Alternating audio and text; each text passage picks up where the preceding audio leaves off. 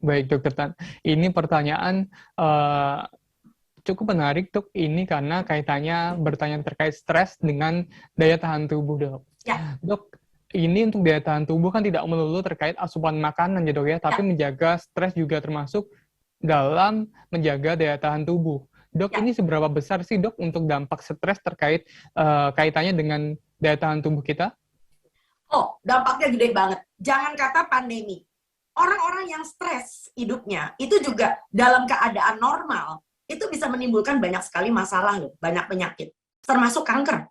Ya, menurut Anda orang-orang punya penyakit kanker itu orang yang hidupnya senang-senang saja? Oh, enggak begitu ceritanya. Ya, jadi banyak sekali kita perhatikan bahwa hubungan antara stres dengan penyakit itu tinggi banget. Nanti kapan-kapan saya akan menggandeng beberapa teman saya yang kebetulan menjadi psikiater kali ya, atau psikiater atau psikolog ya. Nanti kita akan ngobrol bersama bertiga kayak dulu ya. Nah, sekarang soalnya semua lagi pada ribet, hari Sabtu pada nggak bisa dipanggil buat Tribun News nih. Oke, jadi kita melihat bahwa begitu orang ini mempunyai capability, kemampuan, tidak mampu mengelola stres dengan baik, maka di tubuhnya akan muncul hormon namanya kortisol yang belum selesai, yang tertekan.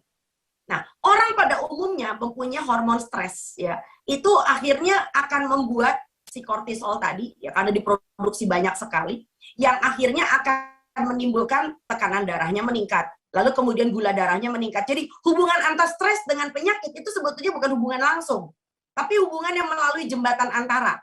Nah, jembatan antaranya itu banyak banget ya. Jadi seperti misalnya karena Anda stres, maka Anda kurang tidur. Ada nggak orang kurang tidur daya tahannya baik? Enggak. Flu aja gampang masuk kalau kurang tidur. Karena Anda stres, jadi Anda makannya ngaco misalnya. Kan ya? Jadi yang penting asal apa aja dimakan, yang penting asal kenyang.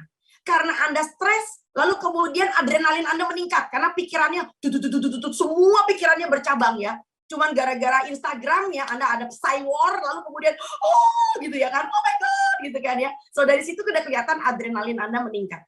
Jadi Anda bisa bayangkan bahwa hanya karena urusan stres, Anda tidak punya tata kelola yang baik dengan manajemen masalah, maka badan Anda akan terpengaruh banyak banget. Bahkan stres berpengaruh pada penyakit-penyakit komorbid. Salah satunya adalah radang sendi, salah satunya adalah psoriasis, penyakit autoimun yang semakin semakin menggila ya. Jadi Anda bisa bayangkan orang-orang yang menderita penyakit autoimun seperti kayak psoriasis, seperti kayak asma, itu orang-orang yang kebetulan kalau stresnya lagi kumat, itu penyakitnya bisa luar biasa sekian kali lipat serangannya, attack-nya akan muncul. Begitu Mas Alvin. Baik, kita lanjut lagi, Dok. Ini terkait imunitas. Selanjutnya ini menjaga imunitas kaitannya dengan vaksin, Dok. Ya. Dokter Tan, mengapa vaksinasi di Indonesia, vaksinasi untuk tenaga medis berbeda dengan orang biasa? Tenaga medis vaksinasinya Moderna, orang biasa Sinovac atau AstraZeneca. Apakah berbeda, Dok, dari imunitasnya? Masa? Enggak, bohong. Anak saya aja 2 kali sebagai dokter, anak saya 2 kali Sinovac. Ayo. Anak saya Sinovac gitu loh ya, baru boosternya dia menggunakan Moderna. Enggak, itu enggak benar sama sekali. Berapa banyak kita punya teman-teman sejawat itu menggunakan Sinovac. Ya, jadi karena mereka bekerja di ranah kesehatan yang risikonya juga cukup tinggi, maka mereka baru mendapatkan booster. Ada yang bahkan boosternya Sinovac juga. Ya, ada juga yang boosternya lalu kemudian pakai AstraZeneca, pakai Pfizer, ada yang menggunakan Moderna. So itu suatu asumsi yang menurut saya tidak adil. Ya, banyak teman-teman sejawat ya menggunakan 2 kali Sinovac. Baik, Dokter. Kita lanjut lagi ya, Dok ya. Pertanyaan selanjutnya ini, Dok. Ya.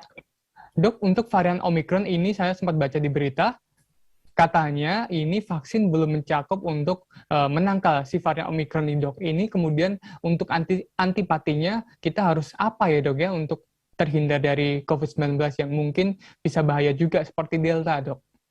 Nah, ya, ini menarik ya. Jadi, sekali lagi, virus itu akan berusaha untuk masuk. Virus itu akan berusaha untuk menerjang. Ya, gara-gara di suatu negara cakupan vaksinasinya belum ada bahkan 25% ke bawah, maka virus yang masih liar, virus COVID-19 yang masih liar, itu terbuka peluangnya untuk membentuk ganti baju menjadi Omicron. Nah, bicara tentang Omikron yang sekarang sudah mulai menyebar hampir di berapa benua. Eropa sudah ada, benua Asia, benua Australia, kemudian benua Amerika sudah ada, dan udah tercapai di 5 benua.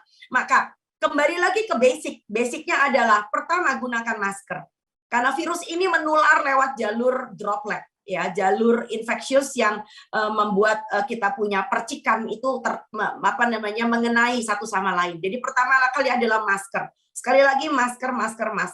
Dan yang kedua tentu saja yang suka dilupakan orang, apa? Mencuci tangan pakai sabun. Ya, belakangan ini kemana-mana cuma semprot-semprot, lalu kemudian Anda lupa. Gitu loh ya. Jadi cuci tangan pakai sabun itu sudah merupakan suatu rutinitas. Dan yang ketiga, jaga jarak. Banyak orang belakangan ini udah nggak ada lagi jaga jarak, ya. Dari antrian di terminal sampai dengan foto, foto deket-deketan gitu loh ya. Jadi, nah itu yang membuat Anda juga udah deket-deketan akhirnya buka masker lagi. Ya, dan yang keempat, jangan berpikir bahwa Indonesia kan sudah melandai. Kalau Anda lihat ke mall-mall itu ngerinya bukan main. Ya, semua 100% Mas, 100% meja digunakan. Apalagi kalau Anda ke restoran yang luar biasa antriannya rame ya. Saya nggak lihat lagi tuh ada yang disebut dengan Satgas lalu membubarkan beberapa meja, nggak ada cerita. Wes, yang penting boleh duit wes ya. Semua meja 100% full. Ya, lalu kemudian yang nomor 5 selain itu juga kita membatasi mobilitas. Ya, jadi 5M itu loh. Ya, membatasi mobilitas, ya, mencegah dari keramaian, membatasi diri, lalu kemudian mencuci tangan pakai sabun, menjaga jarak dan menggunakan masker. Ya, jadi itu adalah suatu protap klasik yang kalau saja kita bisa patuh melakukannya, menahan diri dari godaan keinginan untuk kembali seperti dulu, the new normal, itu kita akan berantakan sekali. Jadi kita nggak bicara lagi the new normal, ujung-ujungnya kita bicara back to normal. Padahal normal itu kan selalu berubah ya Mas ya. Silakan. Terima kasih sudah nonton.